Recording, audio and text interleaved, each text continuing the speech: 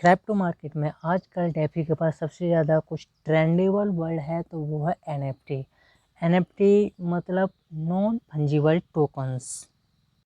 जी हाँ दोस्तों, मैं गिरीश कुमार आपके लिए आज बताने वाला हूँ एनएफटी के बारे में सारी सारी जानकारी A to Z, all the information about NFT. तो आप लोग इस वीडियो को सिर्फ तभी देखिए जब आप एनएफटी के बारे में अच्छी तरीके से जानने वाले हैं। कि ये वीडियो कम्प्लीटली हिंदी में है और हिंदी समझने वाले लोगों के लिए ही है। अगर आप सोच रहे हो कि ये वीडियो इंग्लिश समझने वाले लोगों के लिए है तो शायद ये नहीं है, क्योंकि इसमें इंग्लिश समझने वाले लोगों के लिए बहुत सारी वीडियोज ऑलरेडी अवेलेबल हैं यूट्यूब पर, आप वहाँ पर देख सकते हो। और इंग्लिश समझने वाले लोगों के लिए मैं अपने ब्लॉग पर क्रिप्टो एक्सपर्ट डॉट टूडे उस पर एक पोस्ट भी बनाने वाला हूँ, या जब ये वीडियो आएगी तब बना चुका हूँगा, तो आप वहाँ पर भी समझ सकते हो। आज की वीडियो में 3 सवाल: एनएफटी क्या है, ये कैसे काम करता है और ये किस तरह से यूजफुल है। तो सबसे पहला सवाल, एनएफटी क्या है। एनएफटी के बारे में अगर हम इंटरनेट पर कुछ सर्च करते हैं तो कुछ इस तरह की डेफिनेशन निकल के सामने आती है। Non fungible tokens that special type of cryptographic token that is not interchangeable. जी हाँ दोस्तों, यहाँ ब्लॉकचेन पर टू टाइप्स के टोकन्स रहते हैं, एक fungible tokens and non fungible tokens. Fungible tokens वो होते हैं जो एक से ज़्यादा, जिनकी क्वांटिटी एक से ज़्यादा रहती है, मतलब जिनकी same value, same quality, everything will be equal to others. यानी कि एक कोई भी टोकन्स हो उनकी क्वांटिटी एक से ज़्यादा होती है, जैसे एथेरियम, बिटकॉइन, एक्सआरपी, एवरी जो भी ईआरसी या ब्लॉकचेन पर जो भी जितने भी टोकन है वो फंजिबल टोकन्स हैं। नॉन फंजिबल टोकन्स वो होता है जो अपने आप में सिर्फ इकलौता टोकन्स होता है, जिसकी क्वांटिटी एंड क्वालिटी सिर्फ एक होती है।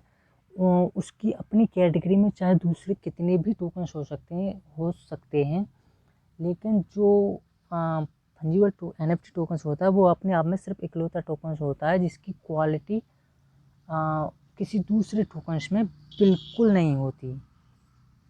सरल शब्दों में कहें तो एनएफटी टोकन सिर्फ एक ही क्रिएट किया जाता है और सिर्फ एक ही टोकन को कितने भी लोगों के पास में ट्रांसफ़र किया जा सकता है। अब आप लोगों का सवाल होगा कि हमने किसी बहुत सारे कॉन्ट्रैक्ट्स पर एक से ज़्यादा क्वांटिटी देखी है एनएफटी टोकन्स की, तो उनके लिए मैं बता दूं कि एनएफटी टोकन्स अपने आप में सिर्फ अकेला रहता है, लेकिन उसकी कैटेगरी के बहुत सारे हो सकते हैं। जैसे कि अगर हम कार्स की कैटेगरी लेते हैं तो कार्स में बहुत सारे कार्स के मॉडल, ब्रांडेड बहुत सारी कार्स रहती हैं। अब दूसरा सवाल है एनएफटी काम कैसे करता है।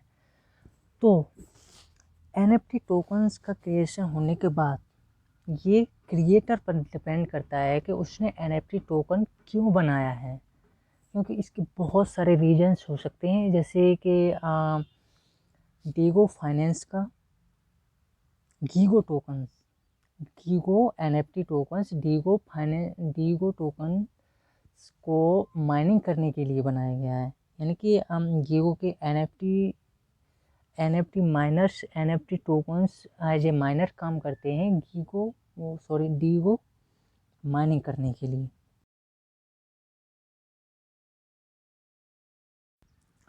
ऐसे ही क्रिप्टो किटीज की जो कैटीज रहती हैं वो दोनों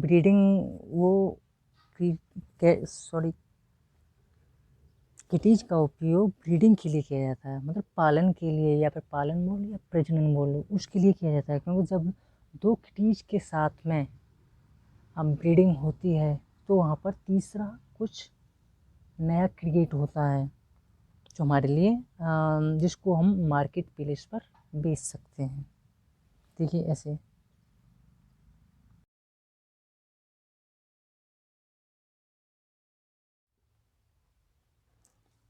यहाँ पर ये क्रिप्टोकर्रेंसीज की जो NFT के टोकन्स हैं वो कुछ इस तरह से काम करते हैं। यहाँ पर है टीच में हाउ टू ब्रीड। आप खुद अपने आप से इस चीज़ को देख सकते हो या फिर एक्सपीरियंस ले सकते हो। तो सबसे पहले आपको यहाँ पर कुछ लर्न करना है किस तरह से यहाँ से ब्रीडिंग होगा। First step,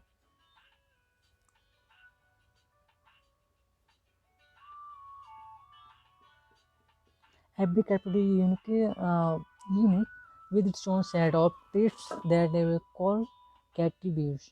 When you breed two kitties together, their kitchen has a blend of attributes inherited from its parents. Let's try to breed our kitties together and see what we get. Click the breed button. अब आपको यहाँ पर एक breed button दिखेगा, आपको उस पर click करना है। ब्रीड बटन को क्रिएट करने के बाद में ब्रीड बटन पर क्लिक करने के बाद में select both of your kitties to move on the breeding process. आपको दो किटीज को सेलेक्ट करना है। सबसे पहले ये दोनों को सेलेक्ट करने के बाद में यहाँ पर when you play cryptocurrency there is small fees for breeding, मतलब आपके अकाउंट से कुछ फीस जाएगी जो कि एथेरियम में जाएगी। Okay, give them some privacy. यहाँ पर आगे के लिए नेक्स्ट प्रोसेस। अब हम यहाँ से इन दोनों कैटीज की ब्रीडिंग कराने वाले हैं। तो ब्रीडिंग करने के बाद में हमको क्या मिला है, यहाँ पर एक एग मिला है। Egg, you have got an egg and your kitties are rested. आपको ब्रीडिंग कराने के बाद में आपको एक एग मिला है और आपकी किटीज अभी रेस्टेड हैं and ready to breed again. The more kitties your kitty have, the longer their cool down period will get. For now, let's click on that egg and see what new kitty.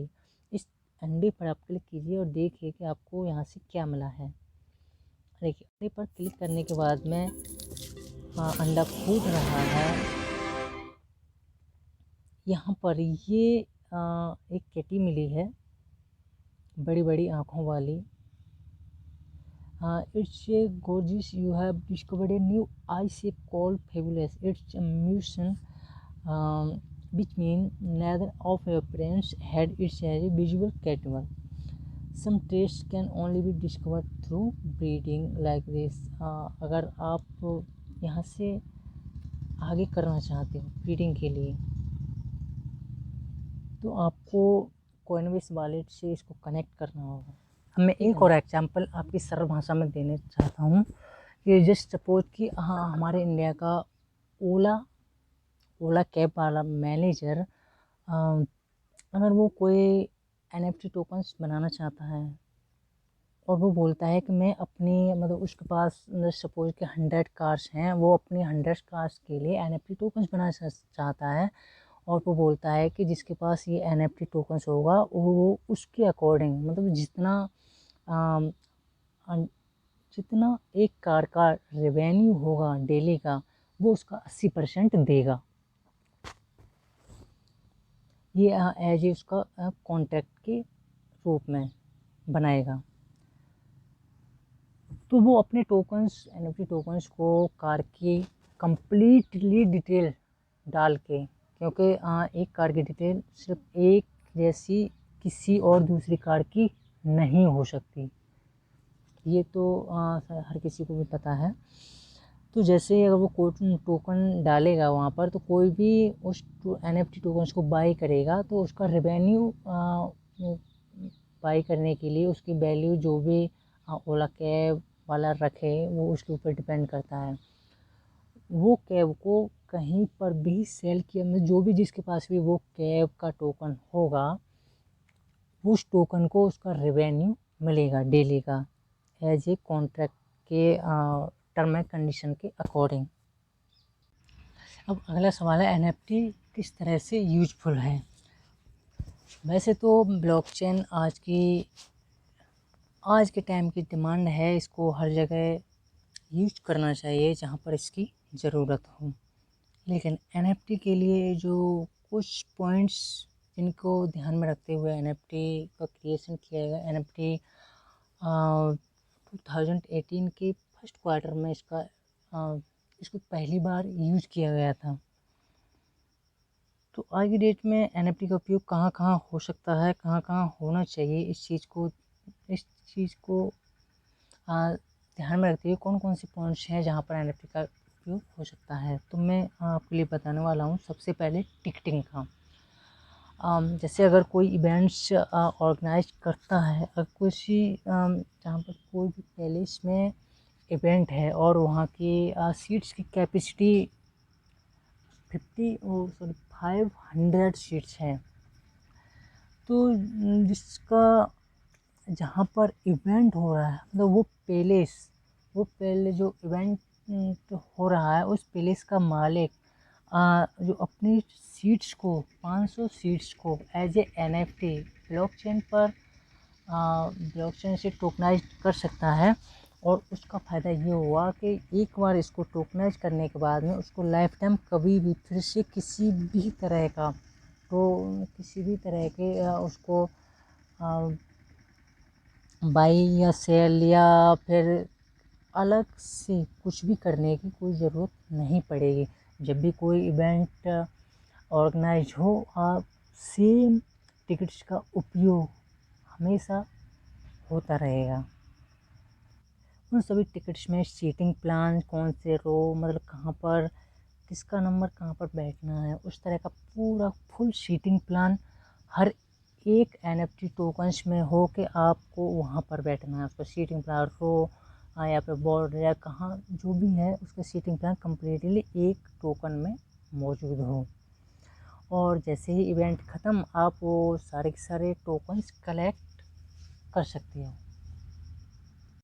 आजकल बहुत सारे actions game ऐसे होते हैं जहाँ पर के बहुत सारे कैरेक्टर्स होते हैं जिनको हार्ड वर्क करना पड़ता है कुछ अर्न करने के लिए। तो ऐसे कैरेक्टर्स को टोकनाइज करके उनको जस्ट एक दूसरे के अगेंस्ट वर्क करवा के वहाँ से अर्न किया जा सकता है। और वो जो NFT टोकन्स हैं गेमिंग के, उनको कम्युनिटी में मार्केट कम्युनिटी में उनको बाय या सेलिंग करने के लिए लगाया जा सकता है। बहुत से आर्ट वर्क कलेक्टर या फिर डिजिटल म्यूजिक कलेक्टर्स हों, उनके लिए ये NFT सबसे इम्पोर्टेंट है। जस्ट लाइक हमने कोई भी आर्ट वर्क किया, उसको बनाया और हमने उसको एज ए NFT ब्लॉकचेन पर डाल दिया, तो जो NFT जस्ट आपने उसको क्रिएट किया, तो वो हमेशा के लिए आपके एज ए ऑथर ही रहेगा। उसको जस्ट कहीं भी बाई सेल कोई भी करे, उसको उस चीज़ का पता चलता रहेगा कि इस चीज़ का इन्वेंशन या ये आर्ट या क्रिएशन किसने बनाया है।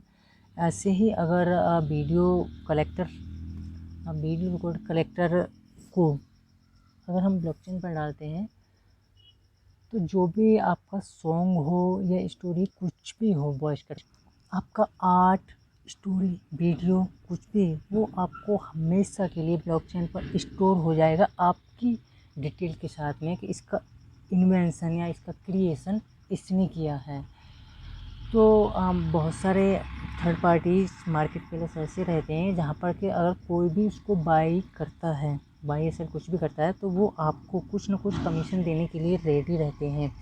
ऐसे ही एक मार्केट प्लेस है जिसका नाम है superrare.co। आप यहाँ पर अपनी जो भी इन्वेंशन, क्रिएशन, जो कुछ भी हो, आप यहाँ पर अगर ब्लॉकचेन पर डालना चाहते हैं, NFT क्रिएट करना चाहते हैं, तो आप यहाँ पर डाल सकते हैं। और जैसे ही कोई बाई करता है उस आपकी इन्वेंशन क्रिएशन के लिए, तो सीधा का सीधा फंड आपको मिलेगा, जस्ट कुछ कमीशन काटेगा। ऐसा ही नहीं है, वो क्रिएशन या वो इन्वेंशन वो आपकी पिक जब बाई की जाएगी, आपको उसका कमीशन मिलेगा।